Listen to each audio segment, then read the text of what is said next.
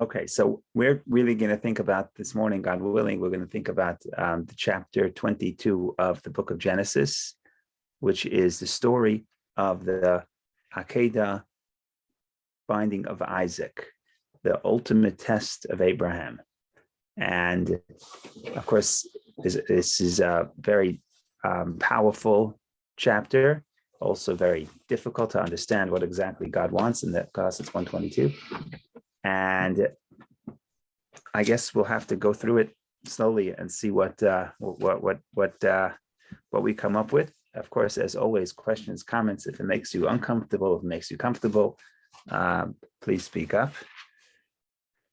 Not every part of the Torah is supposed to make us comfortable. Some parts of the Torah are supposed to make us uncomfortable, right? Somebody said, I think it was about a reporter or maybe about a rabbi, I don't remember. He said his job is to make, you can help me with this, is to make the comfortable people uncomfortable and the uncomfortable people comfortable. So maybe sometimes it's supposed to make us comfortable and not comfortable, but okay. So we begin chapter 22, and in chapter 22 it begins with, it was after these matters. So I'll share the screen if anybody wants to see it.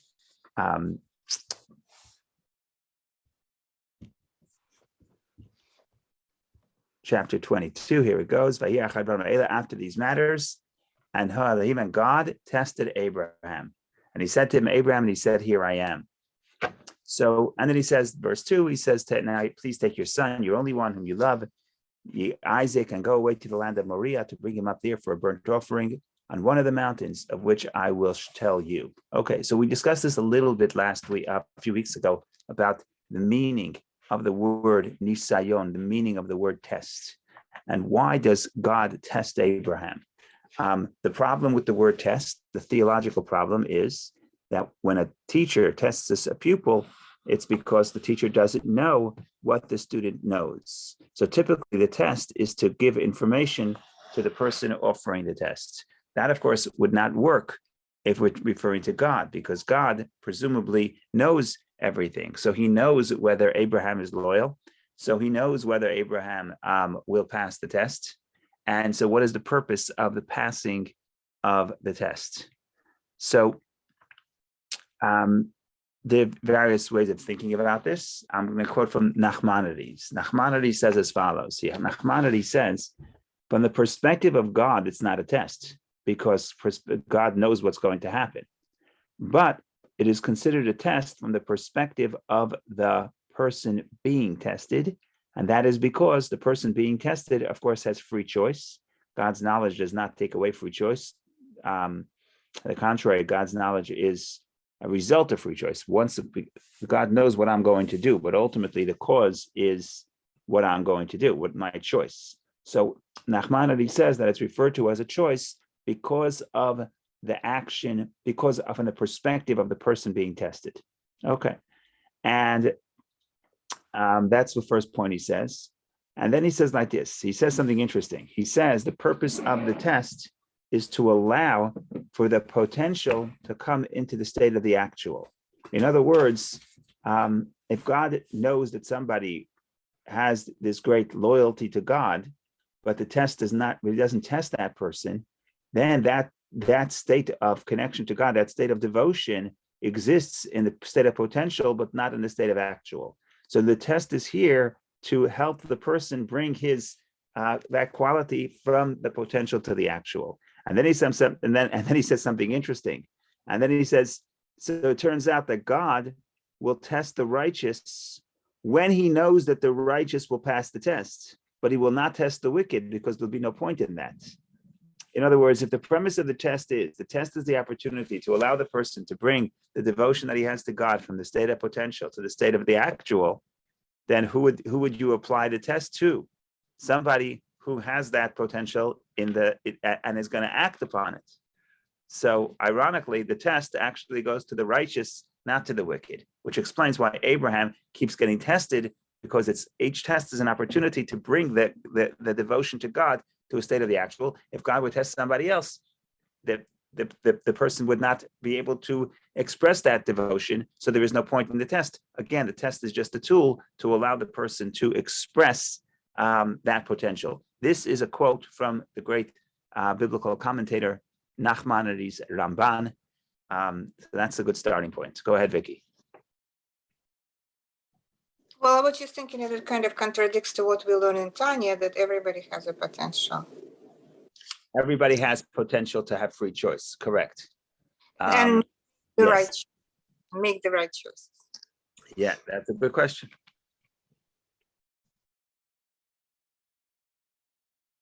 That's a good question. So free choice. You got me. That's a good question. Well, maybe he believed, Abraham, that God was testing him, but he had such faith in God that God was good, that he knew God was going to stop this and not have him do it.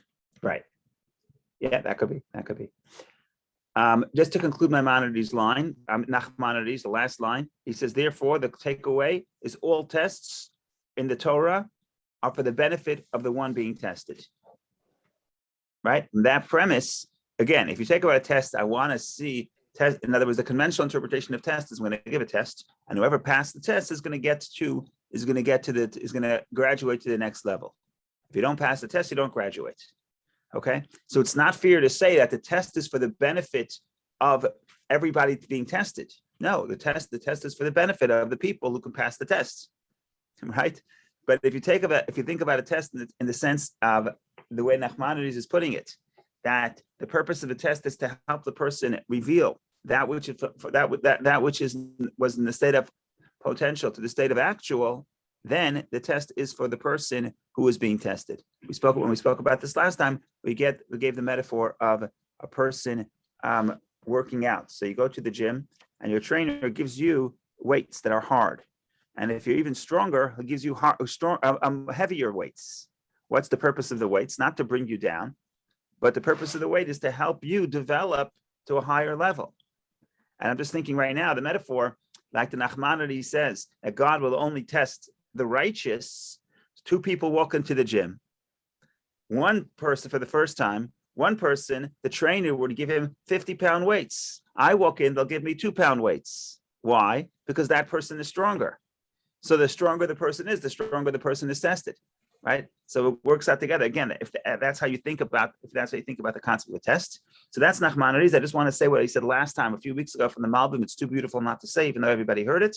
And that is that he says that he's not disagreeing with Nachmanides. He's just saying it from a different angle and coming at it from the Hebrew language. And he says that there's two words in Hebrew, as you mentioned. There's exam, bechina, exam and test. And the word exam is if you want to learn something about the material. I want to know I'm sitting in a classroom. I want to know which student could do the times table. So I give an exam. So the exam is to learn, to differentiate, to figure out how a person will respond. That's an exam. But he says that's not a test in Hebrew. Test is a test if you want to test material to see if it could do something different than it's used to. In other words, could you develop it to a new state? Could you manipulate it to a new state? And that's not an exam, because exam is I test you to see what you know right now. Test is I give you a test to see if you could develop further. That's the big difference. So God doesn't test Abraham to know what's in Abraham's heart, because he knows what's in Abraham's heart. God gives Abraham a test to see if he could develop further. And that's the purpose of the tests. And the reason why I'm just dwelling on the word test, because probably everybody is tested in some sense, right? Everybody is tested in some sense, and there's some challenges in everybody's life. Like the person said, the only person I know that has no challenges is the person I don't know. So everybody has tests in some sense. And then the question is, how do we understand the test? Is the test here to pull us down? Or is the test to raise us? And we also discussed this last time, that the Hebrew word for test, nisayon, nisa, also comes from the word raising a banner, right? On the Arim Nisi, we discussed this, raising a banner. So the test lifts one up, has the potential to lift one up, even though at times it seems that it's just putting on more weight. Why are you putting on more weight? Ultimately, I'm going to collapse. No. Ultimately, it's going to help a person elevate themselves. So that is the first point about the test.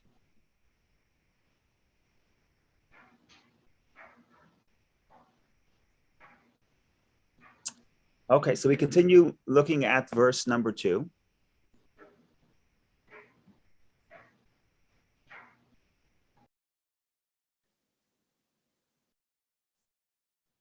And we get to, and he said, please take your son. The interesting word here before we get to the rest of the verse is please. Kach na, even before he says your son, he says please. Take please your son, your only one whom you love, ye Isaac, and go away to the land of Moriah. So there's a lot going on here. Let's see if Rashi quotes this. So there's a Rashi here. So just to get some insight before we do the Rashi, just to get some insight into Abraham's mind frame.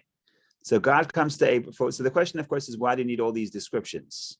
Take your son, your only one, whom you love, Isaac. Just say, take Isaac, right? So Rashi describes the conversation. And the way Rashi describes it, God comes to Abraham and says, take your son. So what does Abraham say? I have two sons. He says, you're only one. He says, I have two only ones. One is only to his mother, and one is only to his mother. He says, whom you love. He says, I love both. Okay, so then he says Isaac. In other words, it seems like to God, God is saying, if I say your son, obviously Isaac is your son. That's what God keeps telling him, that through Yitzchak, your seed will continue. In other words, Yitzchak will carry your legacy. But Abraham keeps insisting that, no, I have two sons. Each one is single. Each one is beloved. And he doesn't take the bait until God tells him exactly which son. But in any case, let's think about the word kachna, please. What's the please? Say, what's the please?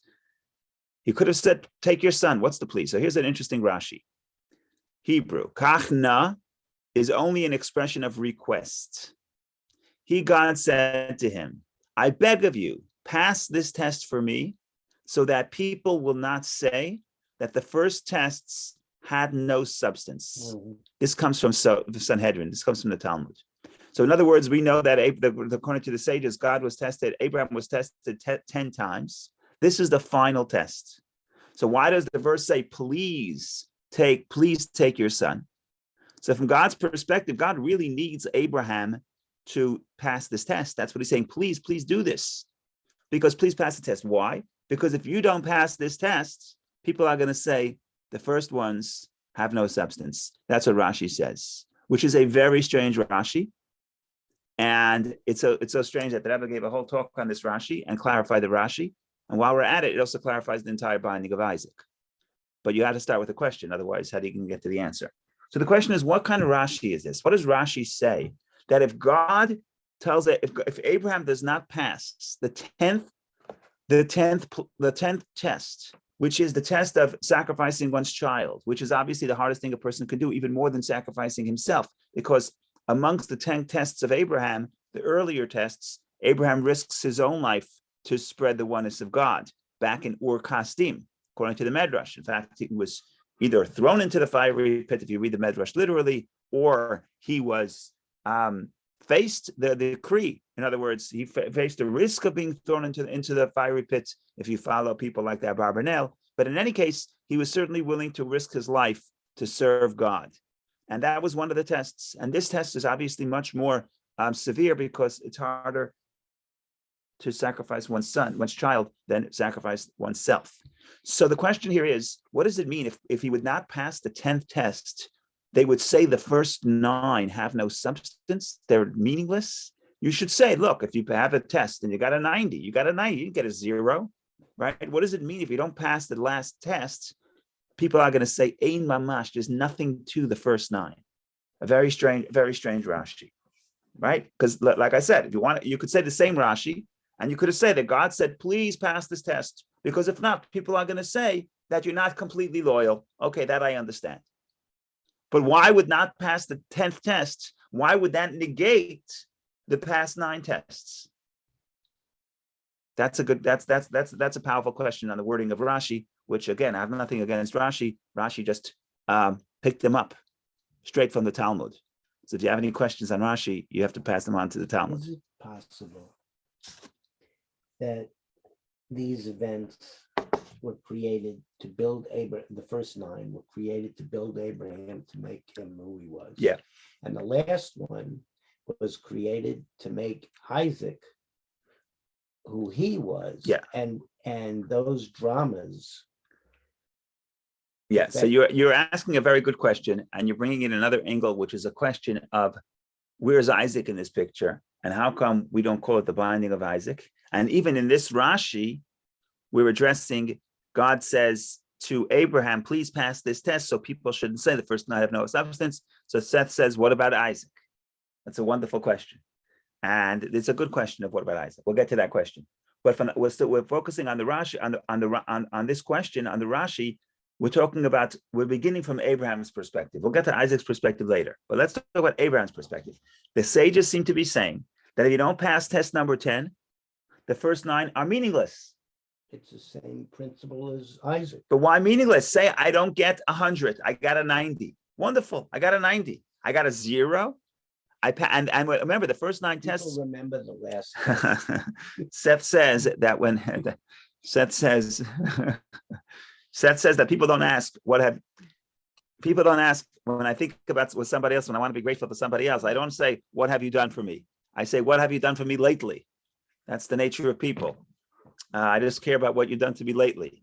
But that's an unfortunate concept in human nature. But the bottom line is that to say the strong language, and you have 9 tests, and some of these tests were very, very difficult, and they represent great devotion to God. They represent great devotion to God in the sense that he's willing to risk his own life.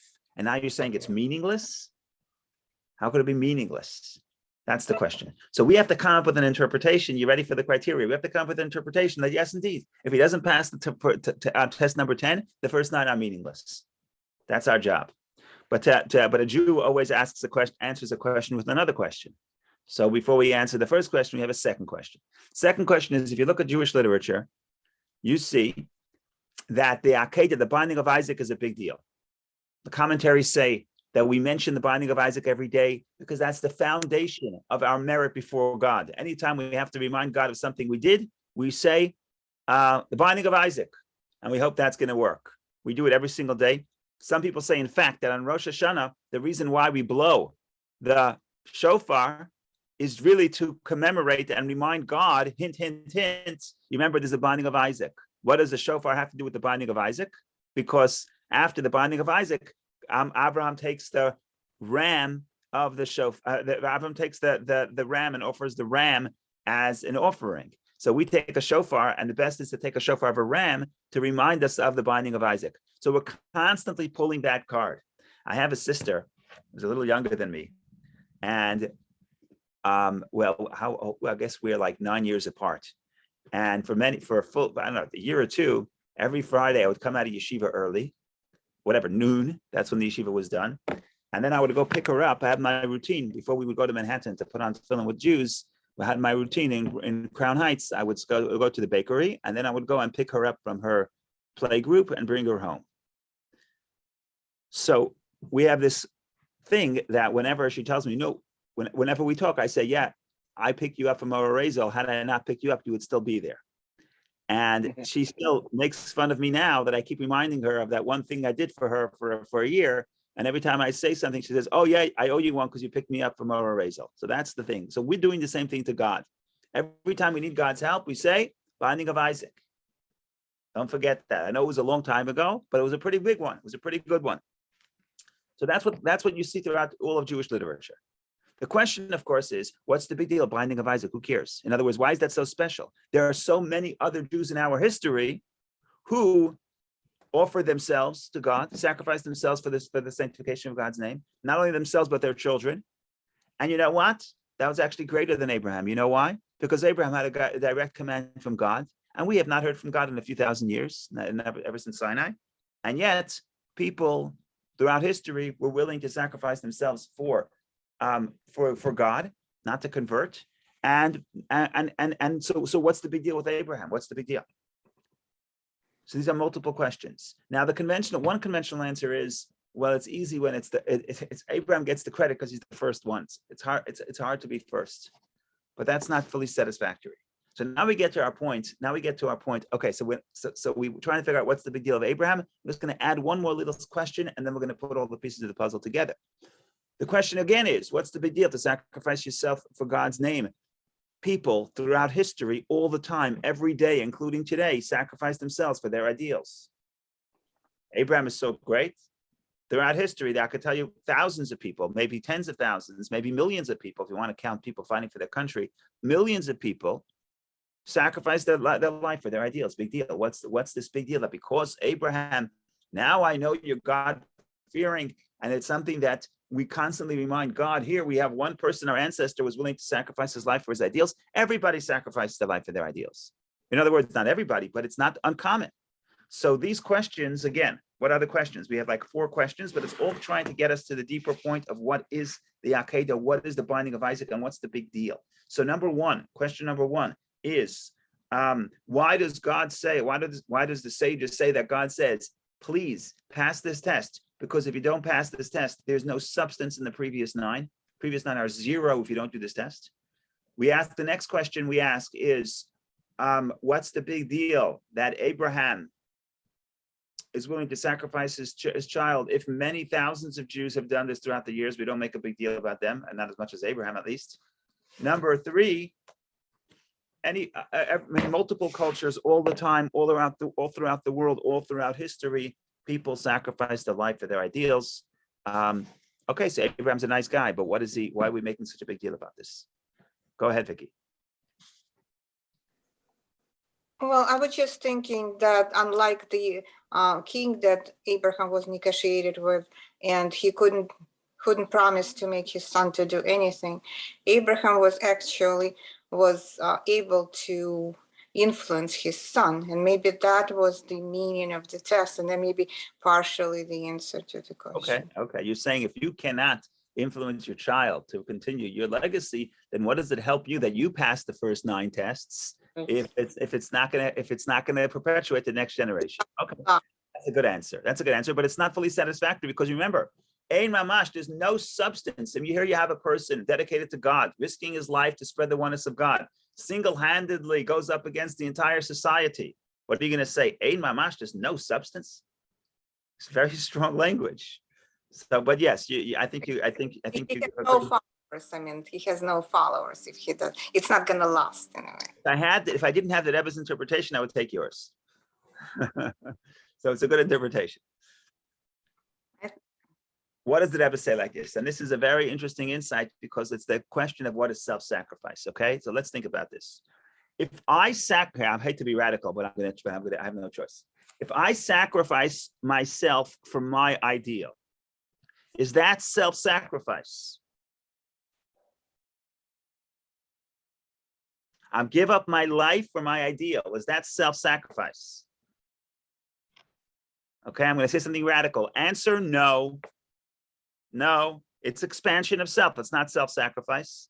I believe in this ideal so much. I'm so identified with this philosophy or with this way of life that if you don't let me do what I want, I am going to sacrifice for my ideal, and I'm going to make the point that my ideal is more important. But it's my ideal. It's an expansion of self. So it's impressive that you have such great ideals. It's impressive, but it's not a negation of self. It's an expansion of self. If somebody's in a state of mind where he says, life without this is not worth living, so I need it. So if I don't have it, I'd rather be in heaven. Okay, fine. So it's an expansion of self. It's not a negation of self. It's a negation of physical life, but it's not a negation of self. It's not a negation of ego. To the contrary, sometimes if I preach something for 50 years and I'm not going to sacrifice for it, then I sacrifice for it just to expand my ego, to prove that I'm not a hypocrite, that I believe in what I preach in. In other words, the question is not, am I sacrificing my life? The question is, am I advancing myself? And almost always, I'm advancing myself. Okay, let me ask you a question. How come the suicide bomber is not, we don't say, wow, he's amazing, he's willing to sacrifice himself for his ideal? Well, how is he different than Abraham? The answer is the suicide bomber or anybody else, they're devoting their life. Forget about the fact that they're killing somebody else. But I'm just saying, if you want to think about their devotion, it's not only that they're killing other people, their own devotion is not what Judaism would call self-sacrifice. Because what are they doing? They're killing themselves for a cause. Killing yourself for a cause is expansion of self. It is not negation of self. It is not service. It's not sacrifice. Okay? So by this token, if I examine Abraham's first 9 tests, Abraham's first 9 tests in reality were out of devotion to God. But if we didn't know that, had Abraham not passed the 10th test, if I examine the first 9 tests of Abraham, I say, Abraham, it's very nice. You're willing to sacrifice your life. It's very nice. But this is not self-sacrifice because it's the expansion of self. It's not the negation of self. You have an agenda. You have a mission. You have a movement. And you're willing to risk your life to expand your movement. But this is your calling. This is who you are. This is how you get meaning. So it's a wonderful thing, but it's not sacrifice. It's not putting yourself aside for God. What happens at the 10th test? 10th test is the opposite of Abraham's nature, the opposite of everything Abraham preached for decades, that God doesn't want human sacrifices. Okay? If he passes the 10th test, it's not because it's an expansion of self. The 10th test is putting himself aside for God. It's not going to get him any followers. It's not going to expand his mission. It's actually going to undermine his mission because Vicky says, if you kill your kid, there's going to be no successor. So you're actually putting your whole enterprise at risk. You knew. I told you, you knew. That's we'll get to that. We'll get to that before. But I'm saying the question is, why is this different than the first 9? And why is this different than every other person who is willing to sacrifice themselves for their cause? Why is this different than somebody going to fight for their country?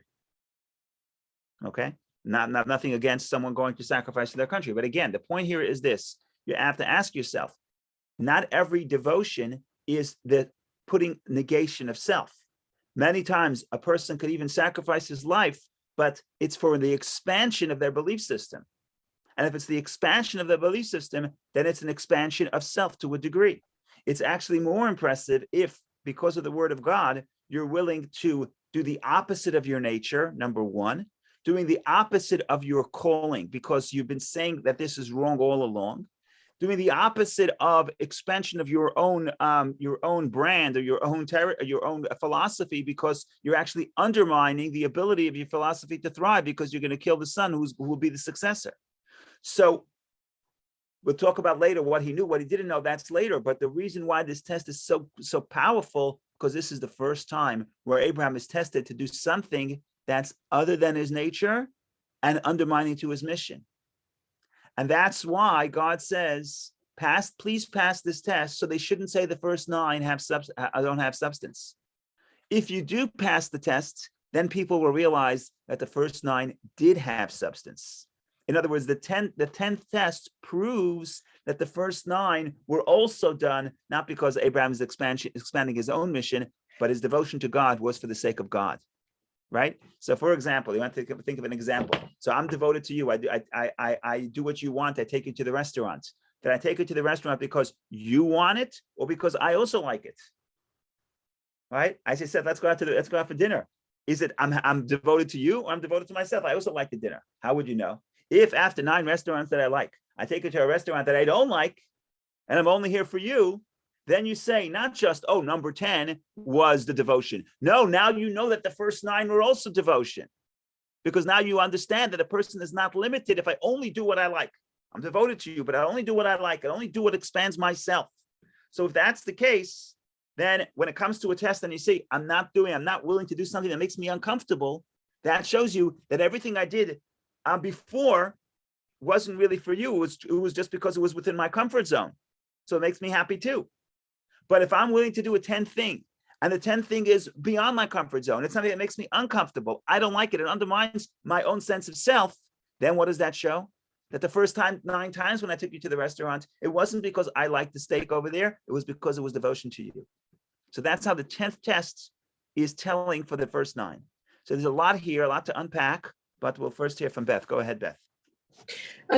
I'm struck by the translation of the word please, because please is what divorces it from God making you do it. Yeah, that's very interesting. That's very interesting. If Abraham had to get out of the commandments, go ahead. Do you want to expand? No, I guess that's what I was struck I by. want and to expand on your question. I don't know I don't know the difference in translation, but once you say please, you're Yeah. saying now You don't have to do it's not I'm gonna, make you do it, or Yeah. regardless of what you think you're choosing. There's just something different about that language, and I don't know where else that appears. No, I fully agree. That's a very good observation. So if you're Abraham and you don't want to sacrifice your son, not because you know it's wrong, you could have told God, God asked me. He asked me a favor. So I'll say no. There's nothing wrong. God didn't command. I'm not violating a command. He just asked. Right? So the point here is he could have. And the fact that he didn't means that he's so devoted. Because if someone asks you for a favor, they don't command. Think about a relationship. If someone asks you for a favor, you don't have to do it. But this is an indication that's what they really want. So you're right. The fact that it was not commanded, it actually makes the test even harder. Because he could have gotten out of it and said, he asked. Okay, so I say no. Like you say in Yiddish, nicht gefährlich, it's not terrible. I'm not violating a commandment. I'm just not fulfilling a request. So that's a good point. Rabbi, Yes. did Abraham, in his heart of hearts, feel that God wasn't going to make him sacrifice Isaac? That's a good question. I wish I knew for sure. Seth also is telling me since 9:30 with verbal communication and nonverbal communication, all forms of communication. But I'm feeling the energy very strongly. And Seth is telling me that Abraham knew that God was not going to pull through with this. Is that what you're telling me? Yes. It is interesting that Rashi himself and the sages themselves also intuit this. Because later on in the verses, I'll show you the verse right now, I'll share the screen.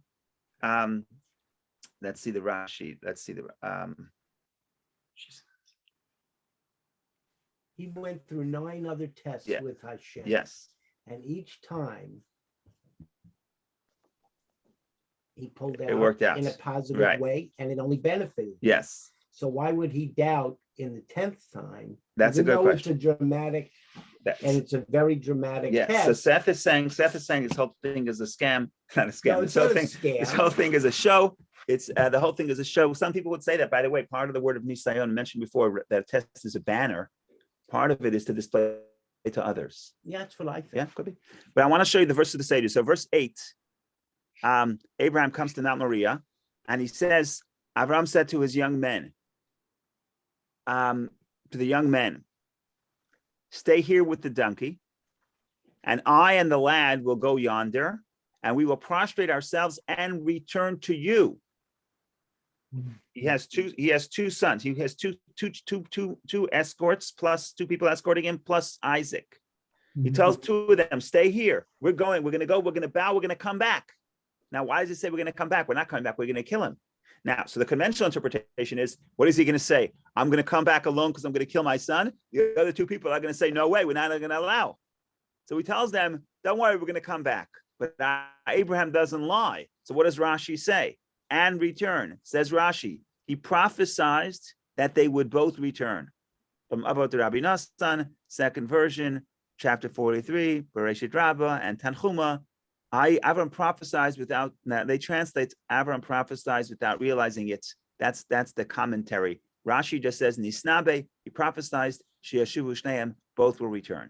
So if you're asking me, I'm very glad Beth is here, because we have a psychologist on the line.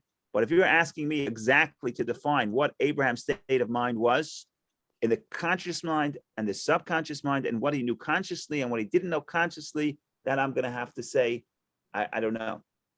But this certainly is. Go ahead. And what about Isaac himself? I mean, he was a mature man. That's a separate issue of where does Isaac. Yeah, let's address Isaac in a minute or 2. Yeah. Oh, okay.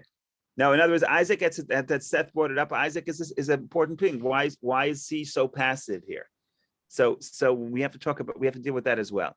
But the first question is, on one hand, you have to say that at least subconsciously, he felt what Seth is saying subconsciously, that it's all going to work out at the end. On the other hand, if you take to the extreme and said he was not worried at all, then that undermines the test. So what does God say? Now I know that you're God-fearing if he was not sure he's going to do it. So you have to say that there was some dissonance, cognitive dissonance in what he was doing. On one hand, he was ready to go ahead. On the other hand, you can buy that. So again, people are complicated. We're not computers, right? We have multiple layers of consciousness simultaneously. Sometimes I'm doing something and I hope it's not going to happen. Sometimes I hope it's not going to happen. I really hope it's going to happen. In other words, people are, I'm sorry to tell you, we're a little bit, we are layered, is what I'm trying to say. So to give you exactly the makeup, the scan, the MRI scan of exactly what Abraham had in his conscious mind, subconscious mind, I don't know. But certainly there was a mix there, and Rashi clearly himself says that, quoting three Midrashim, that he had prophecy that they're coming back. But on the other hand, like I said, you can't just say he knew everything will be fine, because then there's no test. And then what does Abraham say? What does God say? Now I know you're God-fearing. He's not God-fearing. He knew it would work out. So that I would have to say there's a mix. There's a conscious and the subconscious are crashing into each other. And also he was just a human. He was just a human. So he may have known that his other son was saved the last minute. He may have some prophetic abilities, but he was just a human. He didn't know for sure. Right. Right. Yeah. Thanks, Rabbi. Thank you. Okay.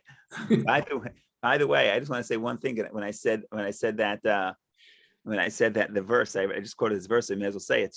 When he says in verse 5, let me share it.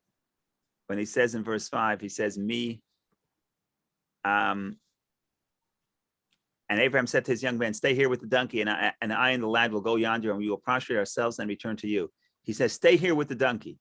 Stay here with the donkey. Why should they stay with the donkey? They have the opportunity to experience the greatest act of devotion to God of all times. Sell tickets, right? Invite people. Make a what do they call it? What do they call the box where the fancy people go in the games? Box seating. Give them the box seats. Why does he say, you guys stay with the donkey, we're going alone? Part of this is because Abraham did not want other people to see this, because he understood that child sacrifice is wrong, and he was preaching about it for decades, and he doesn't want people to learn from his example. So even if he himself has no choice but to do it because God requested, but he understood that's an exception to the rule, that's not the rule. So he's not going to bring an audience to do something that he feels innately is wrong. And that's part of the reason why he says, sit here with the donkey. It's not something that we're going to live stream. Because it was against everything he stood for. And that's the point. The point is self-sacrifice is not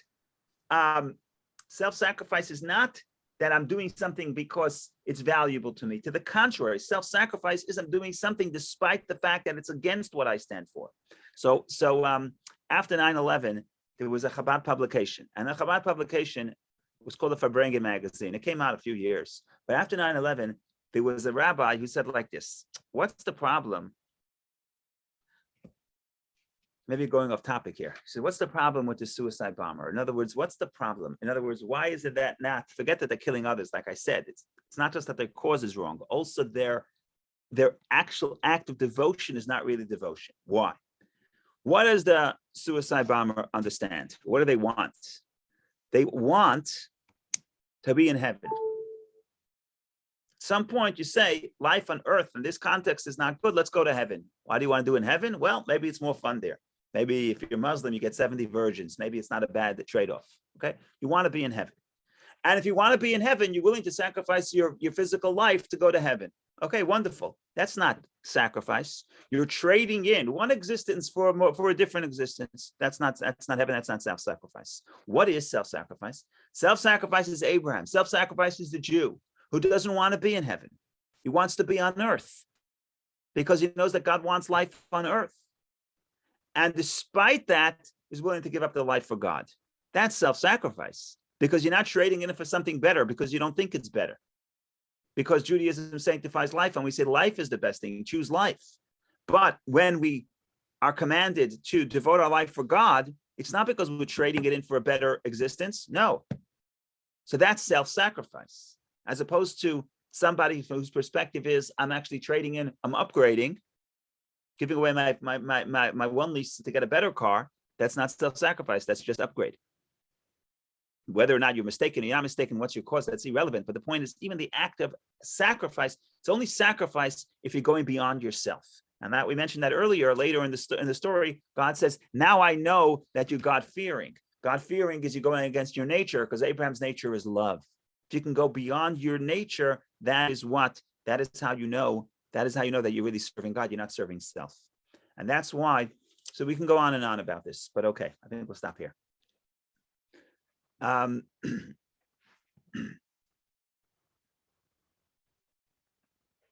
ahead, Bob.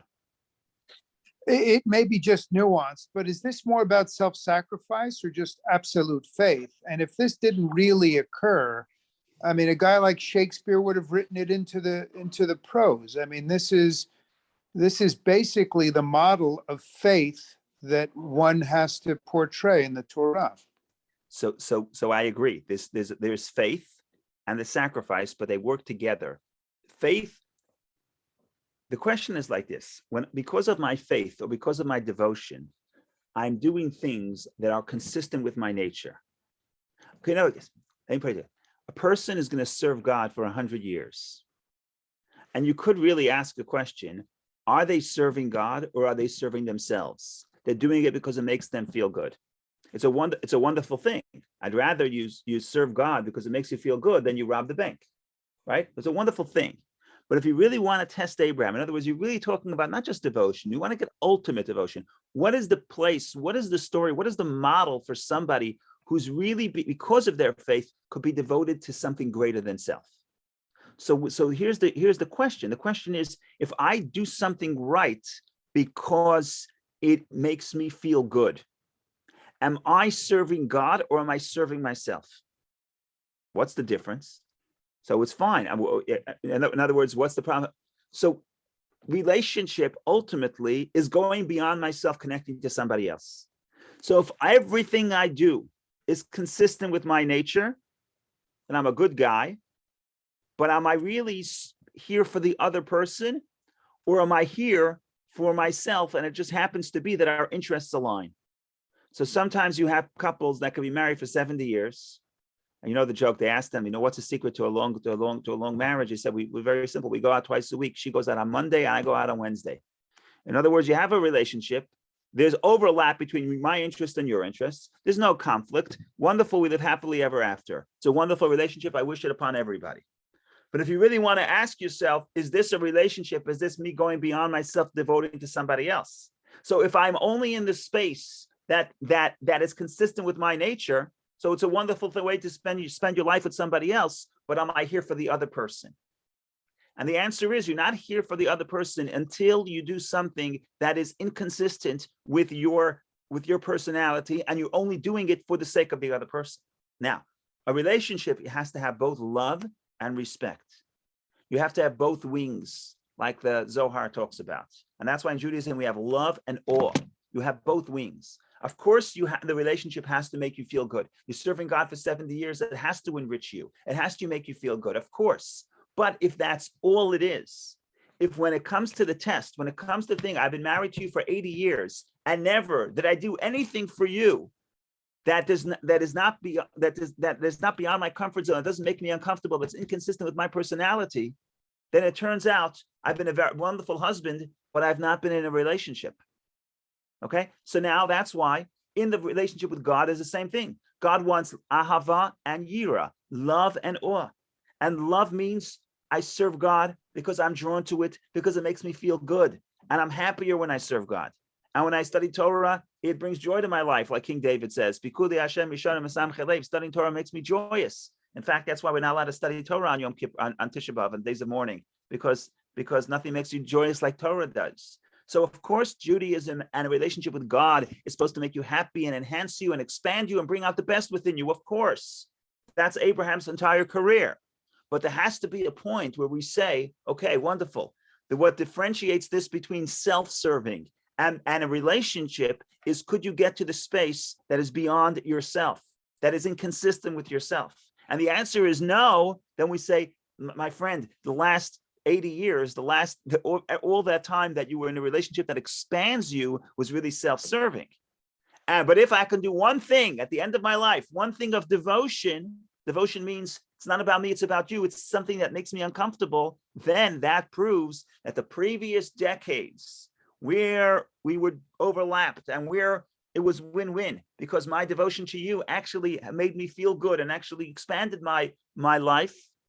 That was part of a relationship. That love itself wasn't selfish love, but it was part of a relationship. But again, you need to have the test. You need to have the other wing. Just love alone is wonderful, but it's not devotion. And a relationship needs devotion. Devotion means I have to be able to be there for the other person, not just when it makes me comfortable. So what am I saying? You asked a good question. You asked the question of, isn't this, there's the conventional act of devotion, and would Shakespeare come up with this? And I think Shakespeare would come up with this, because in other words, the point here is to create, because everyone understands this, to create relationship, it's only a relationship if it's beyond myself. Can I ask? Yes, please. Don't you think that he's done these 9 tests and he's been very devoted and done everything Hashem wants? And then he's asked to give up his child. To me, that's selfish doing that. I think, like Moses, wouldn't it have been proving himself stronger to say, I don't believe in this, Hashem. I trust you believe in me, and I don't want to do this. Actually, to me, the stronger thing is to say to Hashem, and Shakespeare had people going through this controversy also, if you read about it, that people stand up for what they believe is right. And why didn't he stand up and say, I love my son, I'm not going to do this, let's figure out another way to do it? Don't you think that would have been the more stronger way? And that would have been a different story that has to be analyzed, and that's, you make a very good point. I'm not disagreeing with your point. What I am saying I'm not is, trying to be difficult. No. To me, it seems to me that Hashem may have respected. That's a good question. I want to address it. But before we address it, I want to address what's the perspective of the sages. The sages don't see it your way. Not that you're wrong. That's okay. No, but I'm saying, but I want to understand what they're saying. What's their view of the binding of Isaac? But it's not the right bind. It's not the right view. Okay. So Bob says, what's the big deal? A guy's going to sacrifice his son. People do it all the time in the ancient world, even in the modern world. People raise their children to sacrifice for certain causes. Okay, so what's the big deal? Shakespeare can come up with it. So we want to really figure out. This is killing somebody. People teach their children to sacrifice for ideals every day. Turn on the news, Ukraine. You're not going to say, well, nationality is more important than life, so we're gonna sacrifice ourselves for our nationality. It happens all the time. People sacrifice themselves and their children every day of the year. So what is happening here? What's the big deal? So again, we're trying to analyze what the sages are saying. The sages are saying is like this. Seth says, what would happen if? Sages are saying, for Abraham, from their perspective, take it or leave it, but from their perspective, for Abraham, everything he did for God on that point, up to that point, were things that are actually expanded his own feeling. He liked it. It made him feel good. Risk your life for God. There's no more exhilarating feeling than that for Abraham. And this is Abraham serving God for decades, but it was all out of love. God tells Abraham, Abraham Ahavi, you are Abraham, my love, and I have no problem. Again, a relationship must have this element, but a relationship also has to have the element of devotion. So the sages say when Abraham comes to God, when God comes to Abraham and offers the one test, which actually the only thing that God could tell Abraham that will make Abraham uncomfortable, and Abraham would not want to do for God. The only one thing that would be a sacrifice your son. And God says to Abraham, or alludes to it, doesn't say explicitly, but he says, do me a favor.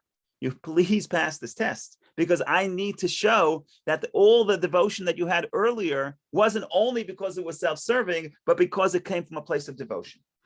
And this is interesting to explain that story, but it's also interesting to when I apply to my relationship, because if my son or my daughter knows that I'm willing to spend time with them, but I'm only willing to spend time with them to play the game that I like.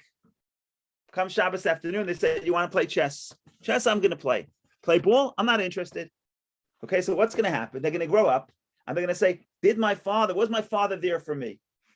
Well, he spent every day for an hour, he played chess.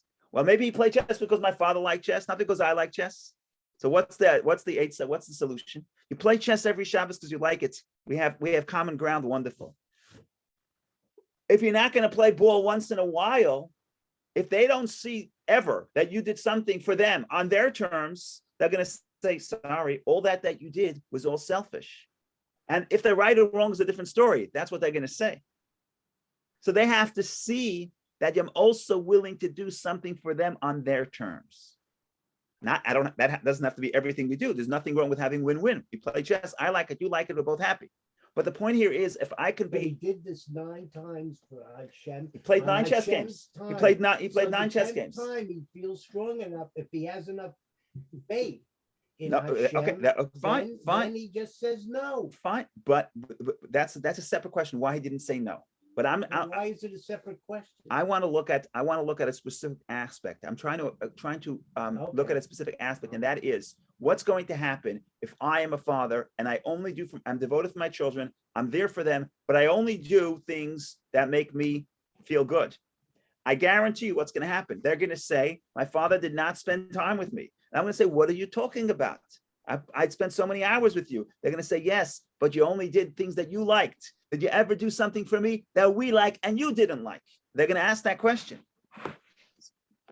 Maybe they will, maybe they won't. But in other words, that's my trauma. That's what I fear. No, but I'm serious. This is a serious matter. Serious matter is devotion. So do you have a relationship has to have an element of devotion. And devotion means, by definition, that it's not win-win. Now, it doesn't have to be devotion means 100% of the time I'm devoted to you. Of course not. For Abraham, most of his life, he's serving God out of love. And everything he did was making him feel so good. And he felt so connected and so happy. And that's what a relationship is, win-win. But there has to be an element of devotion. You know what? If there's no element of devotion, according to the Rebbe's commentary on the sages, But he's not my devoted. kids, 1 second, my kids devoted to who? To God. He's My not kids devoted. would If be- he were devoted to God, he would have faith that God will accept what he believes, and he would figure out a way to do something different. That's devotion. Could be that's another model of I'm not devotion. trying to It give could you be, a hard time. could be that's another model of devotion. What I'm saying is like They're this. gonna hate me on the computer. When my kids will tell me that you never ever did anything for us because you only did things that you liked, if that's the case, they would be right. They would be right. What am I going to do? They're going to right. But if I say, no, I always play, once in a while, remember that one time I did something for you? It's not the amount of time. It shows that I'm willing to go beyond my comfort zone. That actually liberates all the other times that I did things that also made me happy, but that makes it part of a relationship because it stood the test. Because when you pass the 10th test, it validates the previous 9. When you go beyond yourself, it validates that all the other times that you didn't go beyond yourself, you were actually, it was actually part of a relationship. It wasn't just self-oriented. So this is my takeaway. Take it or leave it. Yeah, I also wanted to add one point, the lesson for us. That was a beautiful commentary. Thank you for that. And the lesson for us that it's no coincidence that the last test was with his son, because we need to go beyond ourselves most often with our children. Right. When it comes to our children, then we have to go beyond ourselves and consider somebody else. And whether that, Hashem's will, and you have to weigh all options. So that's a beautiful explanation, a good lesson for all the parents. Yeah, but again, it's not parents are just one model. It's the same model as for friends and for spouses. It's any model. I have a relationship with somebody. If I have to be able to pick up the phone and do something for you that makes me uncomfortable also, because otherwise it's a wonderful thing. We have common interests, but it's not a relationship. So I'm just using the parenting model because it's just easy to come up with a. You don't have to be that creative to come up with a metaphor. That's the only reason why I keep going back on that metaphor. But it's true for any relationship, and it's true for any relationship. If I only do what makes me comfortable, if I do once in a while what makes me uncomfortable, then actually that, like I said, that's telling that all the other times was also part of the relationship. It's also part of it because again, it's a legitimate need. You have to have both wings. You have to have love and you have to have devotion. You have to have the relationship has to expand me. It has to nurture me, but it also has to be about What being there about for if someone you else. have principles and you want to honor your principles and you feel that even though you're giving to somebody, that's the wrong thing to do? That's part of giving. No, it's not. If again, without going into every scenario, Okay. if I'm my internet connection is not there. Without going into any scenario, if my principles are those principles that I follow them, even when they make me uncomfortable, then my kid will say, you are somebody who follows principles. So even though we don't like your decisions, but we respect you 100%. But if my principles are only self-serving, Well, that's so when Isaac would look at Abraham and say, doing this for, Isaac wouldn't say it. I don't want to trigger Isaac. We only have 2 minutes left. We'll devote next week to Isaac. But Isaac understands that Abraham is not just killing him because it's convenient. He understands that his father is someone who has ideals and is willing to put those ideals before him and willing to devote for those ideals. I'll tell you what the best marriage advice I ever got. I wasn't married yet. I was still a yeshiva student, so I still had no idea what married life is like. And in yeshiva, all you know is to serve God. That's number one.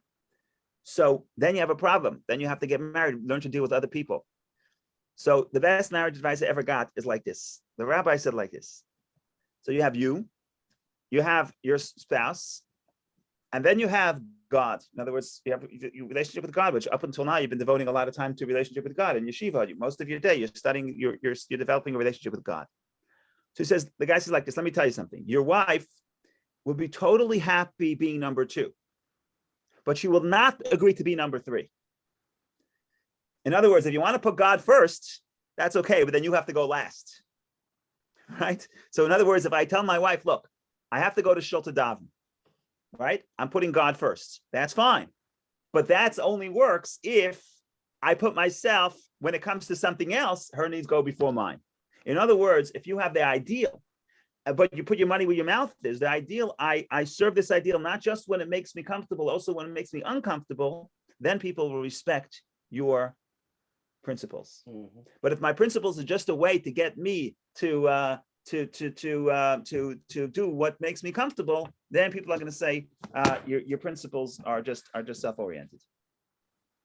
Okay, go ahead, Dr. Ken. 2 things. The first is a comment on what you just said. I think He better watch himself. I think my wife would have a different opinion and say something like, shut up, Ken. He would not. I'll ask my rabbi. Maybe I would say, listen, your advice was wrong. And so I've been living 17 years based on your advice. I want a discount. I want my money back.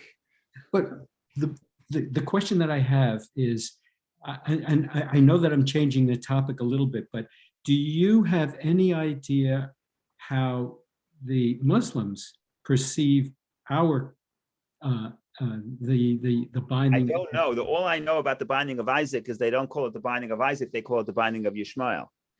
So they changed the whole story.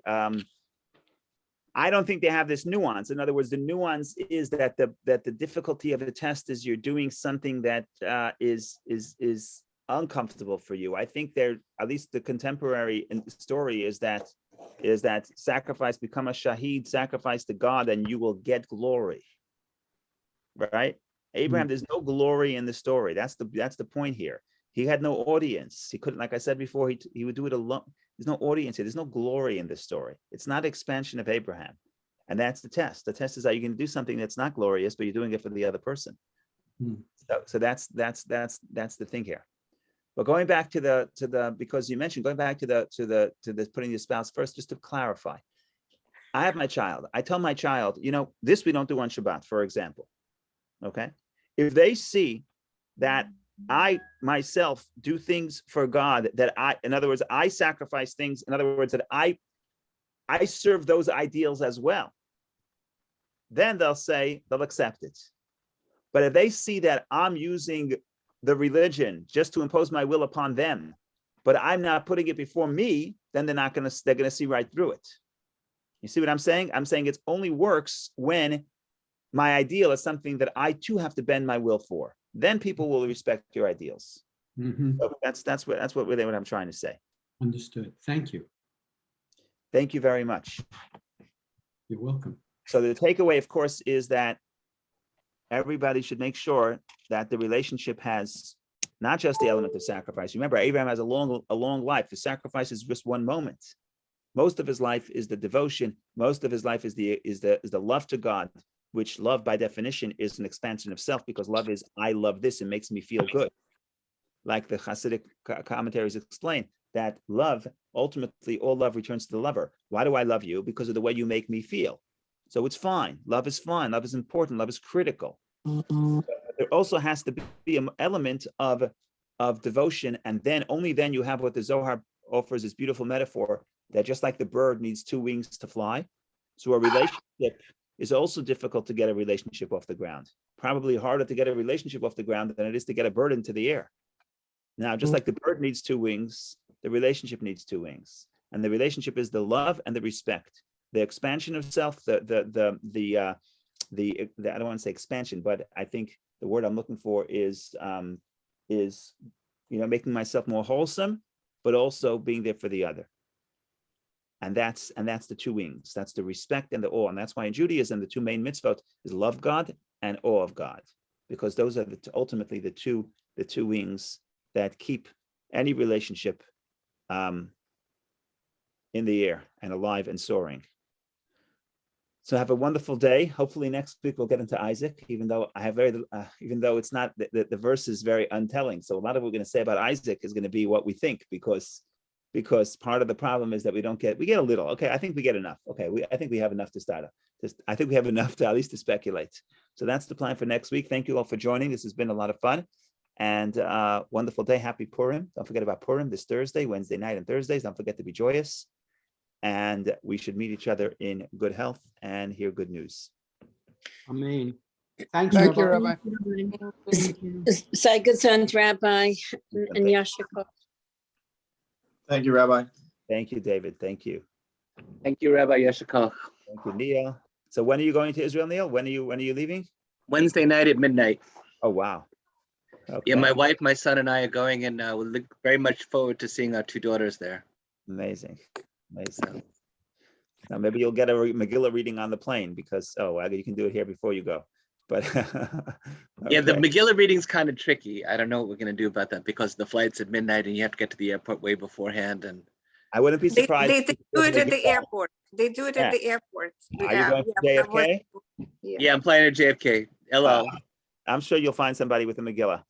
Yeah, they do it. We had a GLI trip around Purim, and they did a Megillah reading in the airport. Okay. There's a Chabad booth at JFK. I'm sure they'll find you. Yeah. Okay, be well. Okay, thank you, Rabbi. I'll see you when I come back. Bye-bye. Be well.